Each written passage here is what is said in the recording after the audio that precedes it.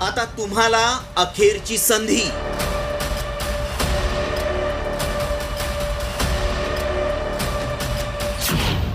वादग्रस्त मंत्र्यांवर फडणवीसांची नाराजी।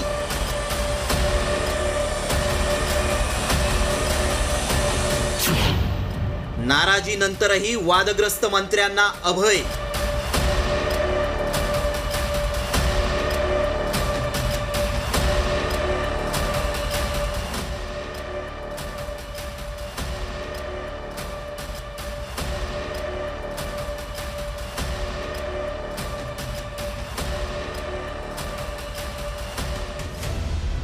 महायुती सरकारला वर्षही पूर्ण झालं नाही, मात्र मंत्र्यांच्या वादाची मालिका काही थांबण्याचं नाव घेत नाहीये।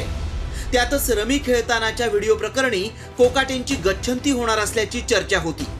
मात्र प्रत्यक्षात अजित पवारांनी फक्त कानउघडणी करून कोकाटेंना अभय दिल्याची माहिती समोर आली आहे। अजित पवार, मीडियाशी बोलताना भान ठेवा, सहसा मीडियाशी बोलणं टाळा। माणिकराव कोकाटे, होय दादा। अजित पवार, तुमच्या एका शब्दानं पक्षाची प्रतिमा मलिन होतीये। माणिकराव कोकाटे, यापुढे अशी चूक होणार नाही याची काळजी घेईन।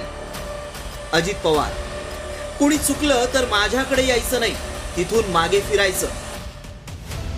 तर अजित पवारांपाठोपाठ मुख्यमंत्री देवेंद्र फडणवीसांनी तब्बल 20 मिनिटं सर्वच वादग्रस्त मंत्र्यांची शाळा घेतली आणि तंबी दिली आहे। मुख्यमंत्र्यांकडून वाचाळ मंत्र्यांची 20 मिनिटं शाळा घेण्यात आली। वादग्रस्त विधानं कृती खपवून घेणार नाही। वाचाळ मंत्र्यांमुळे सरकारची बदनामी होतीये। वाचाळवीर मंत्र्यांना आता शेवटची संधी। काय कारवाई करायची ती करू, यापुढे एकही प्रकार खपवून घेणार नाही।